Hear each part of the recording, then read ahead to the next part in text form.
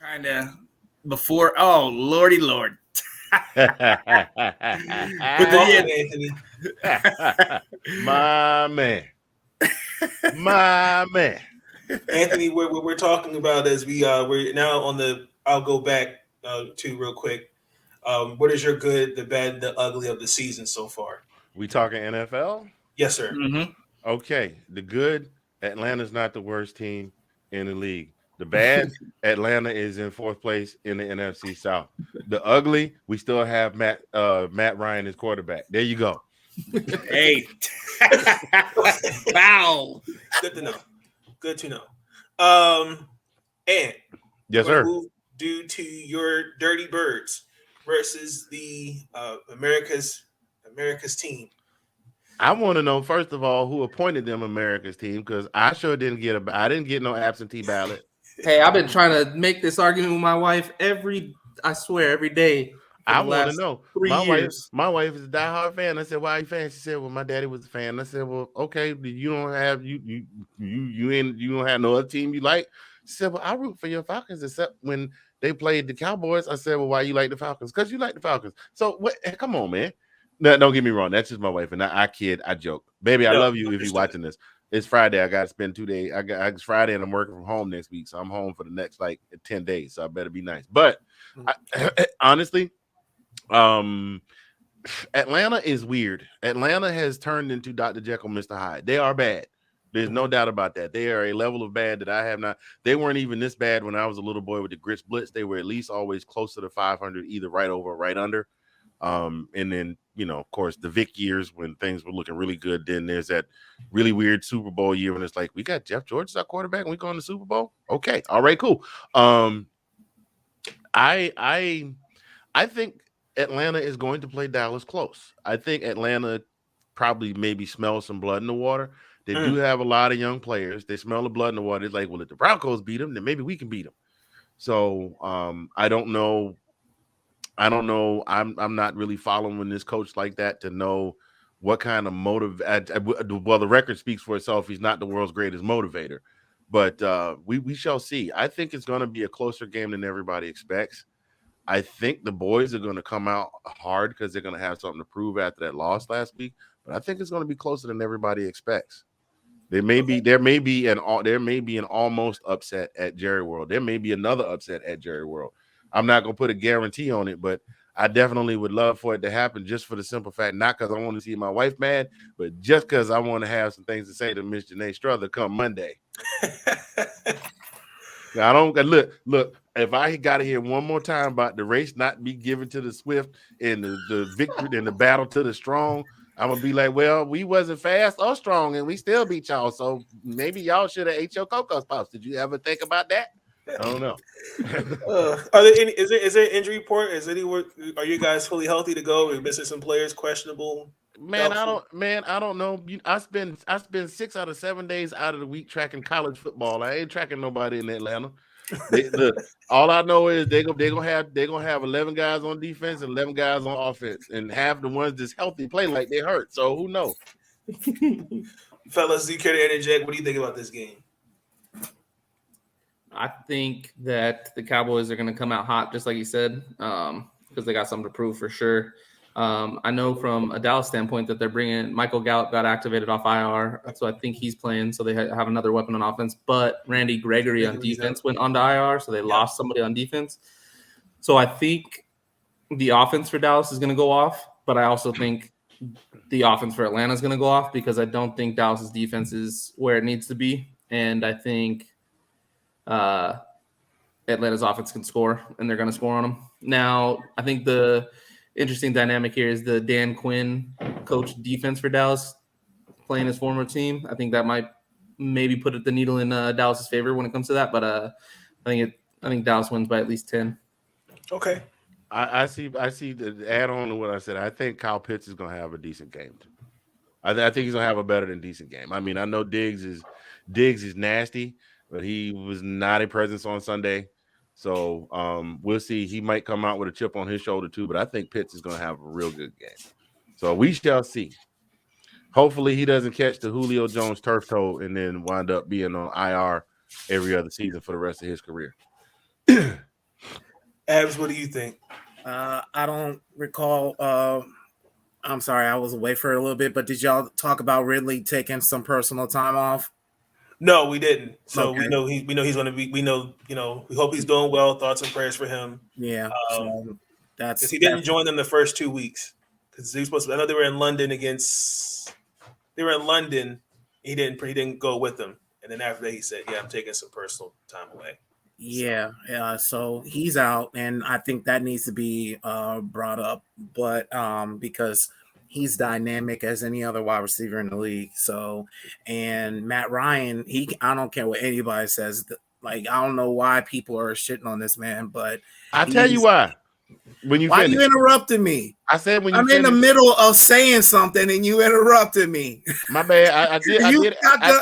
I did add when you finish. Go ahead.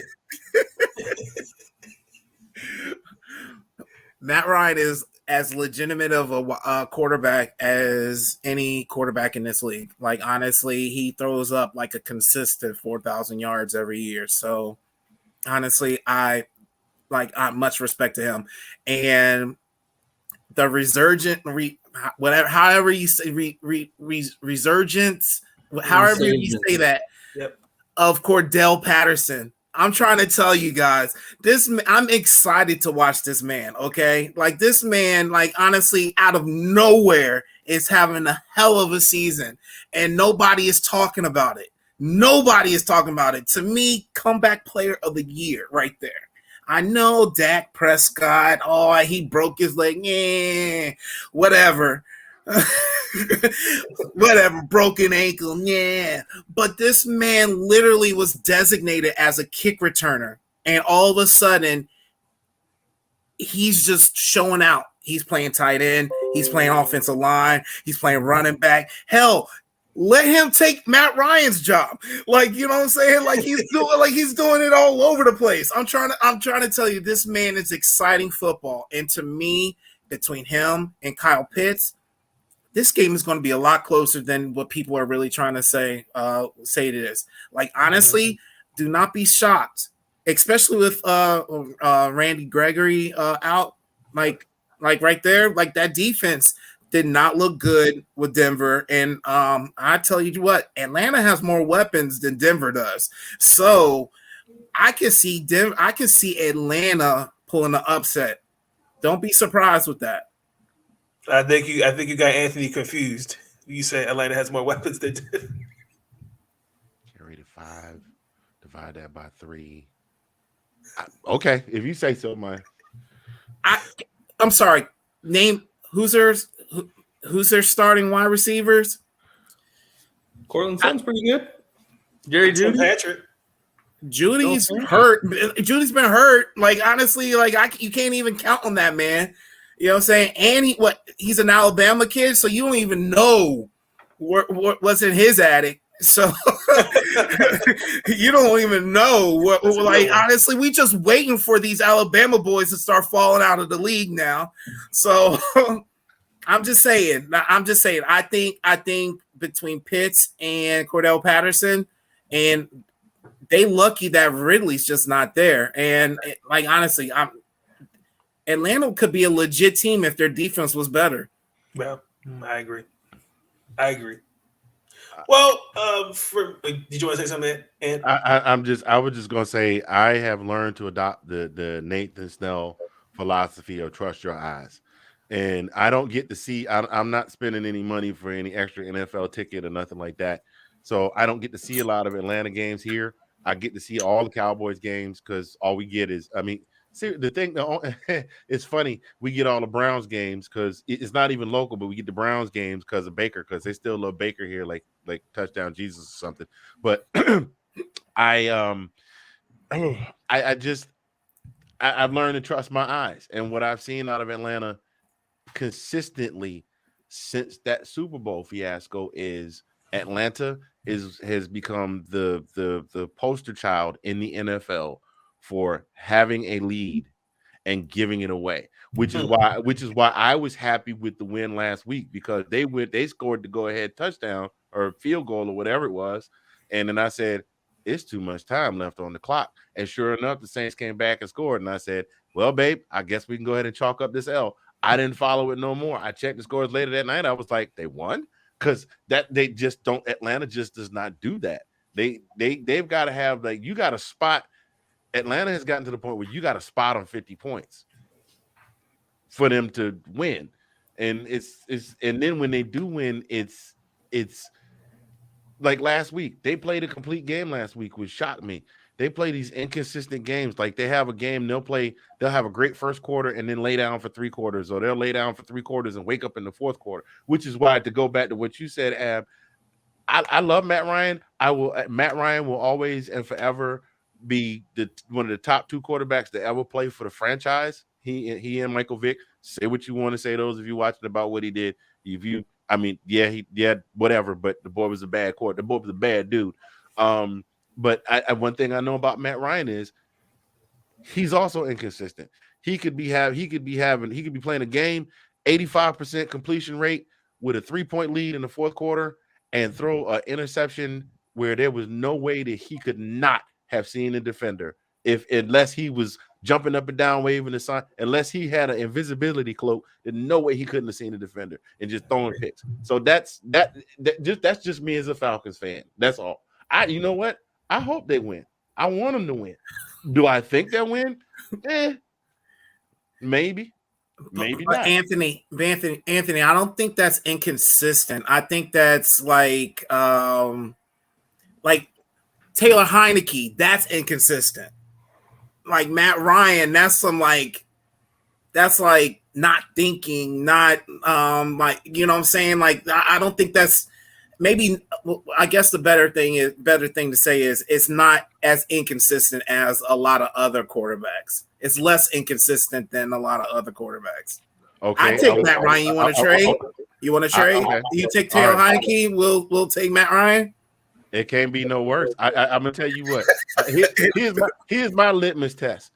Now, granted, you know what? I'm actually gonna say something else after I say this. But you name me one other quarterback that gave up a double-digit lead in the Super Bowl and lost in overtime. Don't worry, I'll wait. Now, I will say this in his defense. They went all the way. I won't say this in his defense because they were running the ball in the first half of that game, but then they put the ball in Matt Ryan's hands. And the defense laid down, and the offense couldn't move the ball. But whose fault is that, though? Whose fault is that? That's Matt Ryan's fault? Hey, look, there's fault. There's fault. Wait. There's fault all the way around there. No, you're blaming Matt Ryan. Blaming Matt Ryan, but Matt Ryan doesn't call the plays. Who calls the plays? The offensive coordinator. There we go. But even still, if you looking and you checking your passing lanes, and it's real simple. And I don't even play pro football. If you checking your passing lanes and there's somebody in a jersey that don't look like the one you got on in your passing lane, then maybe you ain't supposed to throw the ball over there. Am I wrong? Tell me I'm wrong. I don't think it's as simple as you're trying to make it. I mean, it sounds real good, but or else we all be made that up off the top of my head. Huh? What'd say? I said we all be quarterbacks if it was that simple, bro. Trust me, I know, but I'm just saying. I like Nate say, trust your eyes, and I know what I see. I'm not an analyst. I don't get paid to coach. I don't get paid to play. I don't get none of that. I don't even get paid. I don't even get a thank you letter from the front office for being a fan. I'm still wearing the same nasty hat that I was wearing back in the day when you had a bald head and I had all black hair. They ain't even send me a fan starter pack or nothing. Thank you for 51 years of being a fan. I don't get nothing. But my point in all of that is I know what I see on the TV every week. It don't matter. I don't have to be a coach to look at a replay of it and say, he was looking at the defender. The defender was standing right there, and he still threw the ball over there. So look, watch me get my Kobe LeMay on.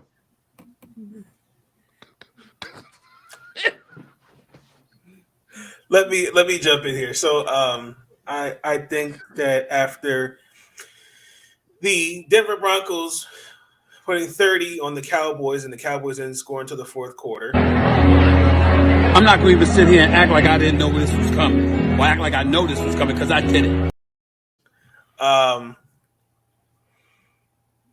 know Dak was coming off injury, he may have been rusty, but the same team beat the Minnesota Vikings with Cooper Rush. That was the Denver Broncos Super Bowl. I don't care what anybody has to say, in my personal opinion. I agree with what you guys said. I think this is going to be a close one. But I'm going to say the Atlanta Falcons are going to win. Just something just tells me that Dallas, I don't know. I think the Denver game was a reality check. I think, if I look at Dallas's schedule, it's cupcake, but I think Dallas kind of went in there with their head too high. And I think, I think Atlanta's going to put them in check again. So I'm going to say the Atlanta Falcons are going to win 28-20. Guaranteed.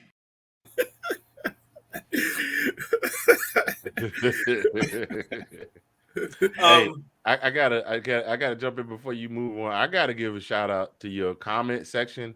Your comment section is popping, and your girl Lucinda Baxter is out there like she is hyping you up more than Too Big MC was hyping up MC Hammer back in '92, bruh. I'm just saying Hammer don't hurt him. Yeah. Hammer don't hurt him. She is hyping you up, bruh. Oh my goodness. Be sure to like and subscribe for content and more on your new home for podcasts and independent music on the Zagnif One Radio Network.